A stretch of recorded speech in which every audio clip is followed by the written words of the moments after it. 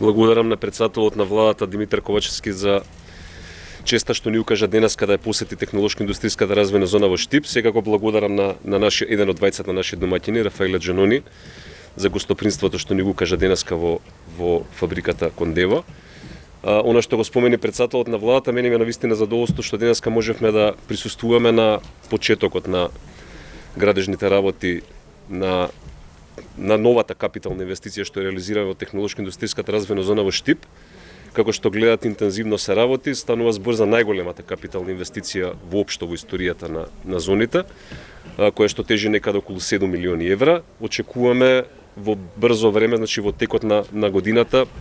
овој организиран простор тука да биде дополнително оспособен за да може да прими нови инвеститори. Веќе сме во фаза на разговори, односно многу брзо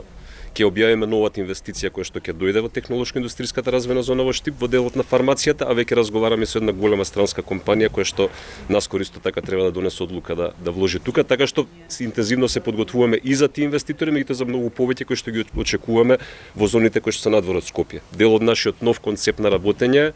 придобивките од странските инвестиции да ги доближиме до сите наши сограѓани, вклучително и сограѓаните кои што не живеат во главниот град, и нашата посветеност е да вложуваме во зоните кои се наоѓаат надвор од главниот град, така што овој инвестициски циклус, само ќе споменам дека во изминатите 10 години вкупно во инфраструктура во зоните е вложено 50 милиони евра, а само капиталните инвестиции кои што ги започнавме во 2021 година тежат 10 милиони евра, така што овој инвестициски циклус во зоните надвор од главниот град ќе продолжи. Повторно кажам, целта е што е можна повеќе компании да ги донесеме и повторно кажам придобивките на странските инвестиции да ги доближиме до што е можна поголем број на наши сограѓани. Благодарам.